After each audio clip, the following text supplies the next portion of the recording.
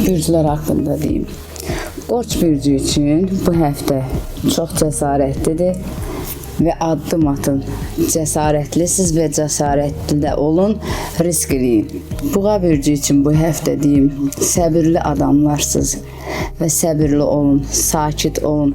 Ola bilsin ki, yüngül var sizə mənfi nələrsə təsir eləyə bilər və səbir sizi yüksəldəcək. Əkizlər üçün deyim, bu həftə uğurlu həftədir. Amma ola bilər ki, bu həftə hansısa bir iş təklifi ola bilər, hansısa bir nələrsə təklifi ola bilər. Fikirləşməyiniz çox gözəldir və fikirləşin, addım atın.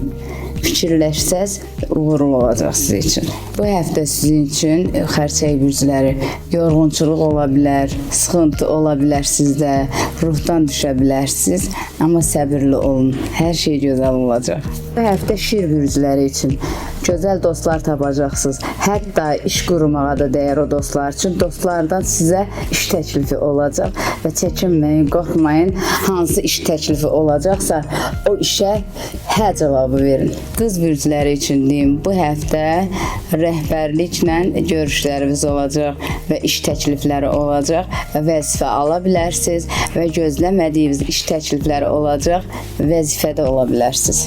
Tərəzi bürcləri üçün bu həftə gözəl səyahətlər ola bilər və ailəmizlə gəzməklər, gözəl səyahətlər, istirahətlər görürəm, hiss edirəm.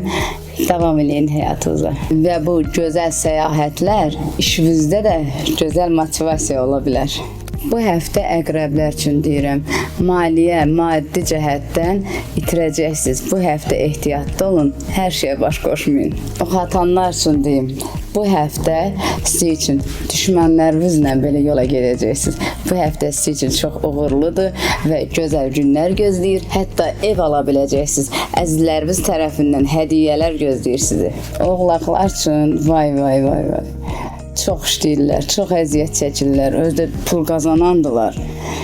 Hər bir şeydən pul çıxarda bilən bir insandılar və bu həftədə onlar üçün uğurlu gəlir. Çox işləməklərinin bəhrəsini görəcəklər. Dolçalar üçün bu həftə romantik günlər gözləyir və sevgi dolu hədiyyələr, gözəl günlər gözləyir. Sevgilərindən, istədiyi insanlardan gözəl hədiyyələr onlar üçün sürpriz olacaq.